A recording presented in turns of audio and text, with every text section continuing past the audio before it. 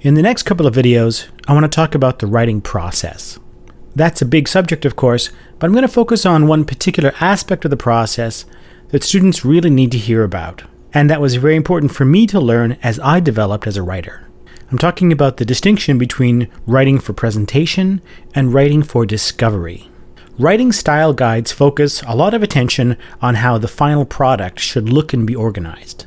The last few videos I did on writing style emphasized this aspect as well. We talked a lot about the features that we want the final product to have.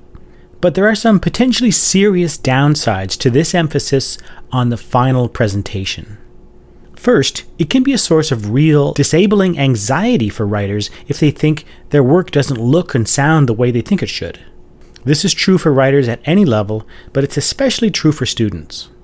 And second, a preoccupation with the final presentation can interfere with another important aspect of the writing process, which I'm calling the discovery process. The process of learning what it is that you want to say in the piece that you're working on.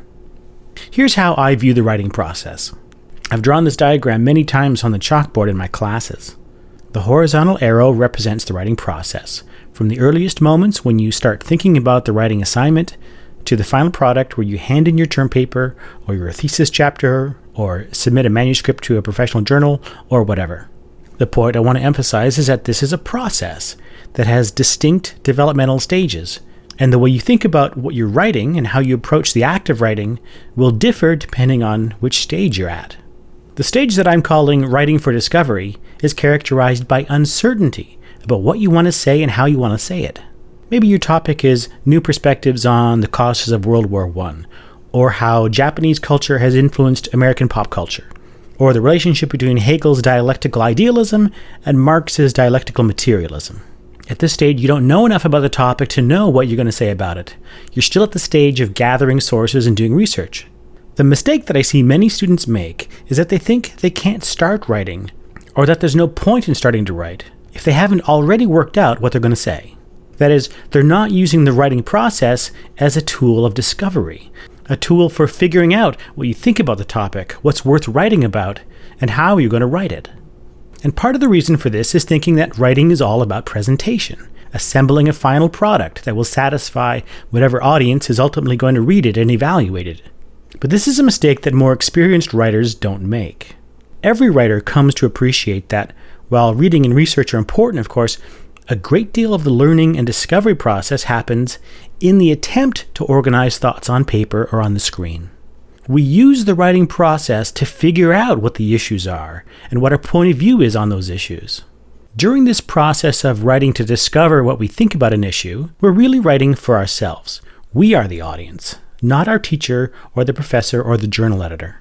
And we're not overly concerned with the final look and feel of the piece because that's not what's important at this stage. This gives us a lot of freedom to write in different ways.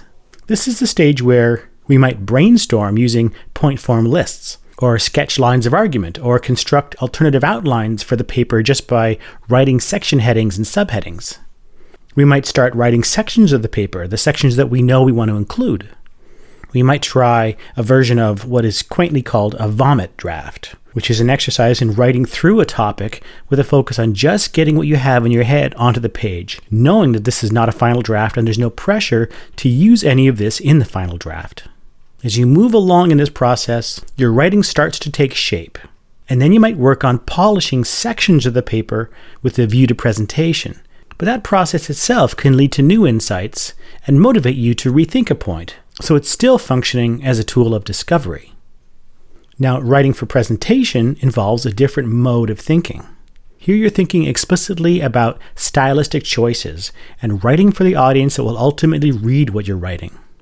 If you're writing for a sermon that you're going to deliver orally in front of a congregation, or writing a speech for a political candidate that they're going to deliver on television, or writing a chapter for your dissertation committee who will ultimately be judging whether your dissertation passes, or writing the chapter of a book that is intended for a more general audience, all of these present different circumstances that influence your choice of writing style, and ultimately determine what counts as a successful piece of writing.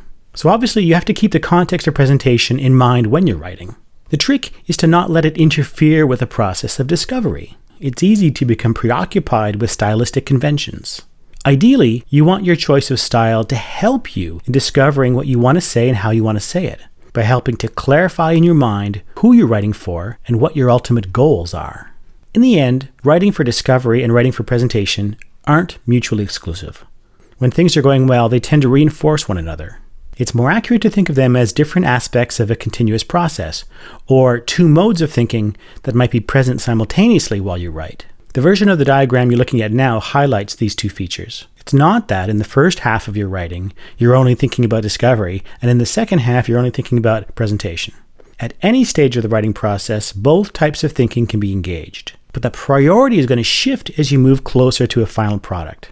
Early in the process, writing for discovery is going to dominate. But this switches over as you move closer to the end, where more and more of your time will be spent on writing for presentation.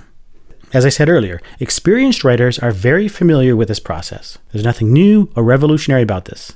But students typically don't think about writing in this way. Very often, they avoid doing any sort of writing until the last minute, where they try to write a final product in one draft.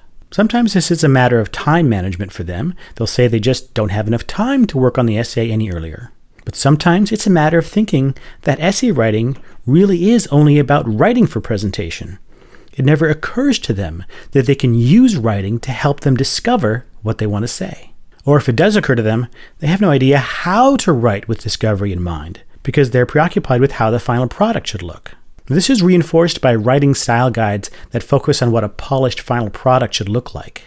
Students need to be exposed to this way of thinking about writing as a developmental process, and the distinction between writing to present and writing to discover.